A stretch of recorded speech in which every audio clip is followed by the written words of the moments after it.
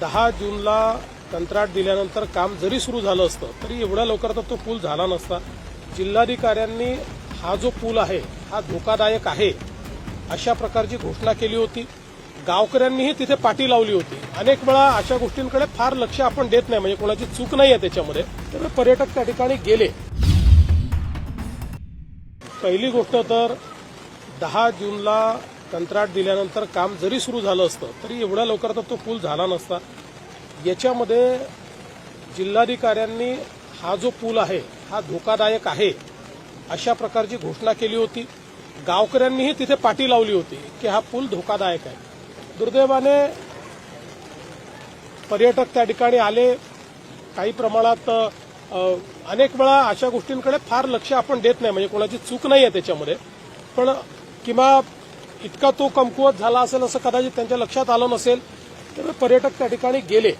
आता यातनं मला असं वाटतं की भविष्याकरता शिकण्यासारख्या गोष्टी आहेत। कारण मी ज्यावेळेस काल कलेक्टरांशी बोललो त्यावेळेस अशा वेगवेगळ्या प्रकारच्या पावसाळ्यात ज्या धोकादायक अशा जागा होतात पण जिथे पर्यटक जातात अशा 500 जागा आहेत त्यांनी मला सांगितलं की ज्याचं नोटिफिकेशन वेगवेगळ्या प्रकार, म्हणजे सगळीकडे पूल आहे असं नाही, काही ठिकाणी पाणी वरपर्यंत येतं, काही ठिकाणी पाण्याचा जो बहाव आहे तो वेगवेगळ्या प्रकारे आहे, त्याचं नोटिफिकेशन काढलं जातं। त्या ठिकाणी काही ठिकाणी पोलीस देखील ठेवले जातात, काही ठिकाणी गावकऱ्यांना देखील इन्व्हॉल्व्ह केलं जातं। पण हे अधिक सजगतेनं आपल्याला करावं लागेल, कारण हे महिन्या 2 महिन्यापुरतं स्पॉट्स वल्नरेबल असतात, पण तिथल्या सौंदर्यामुळे लोक त्या ठिकाणी जात असतात, तर त्यांना कसं सुरक्षित ठेवता येईल हा प्रयत्न आपल्याला करावा लागेल। त्या दृष्टीने निश्चित मी जिल्हाधिकाऱ्यांनाही सांगितलेलं आहे की भविष्यामध्ये अशा घटना होऊ नये याकरता अधिक आपल्याला त्यात काय काळजी घेता येईल।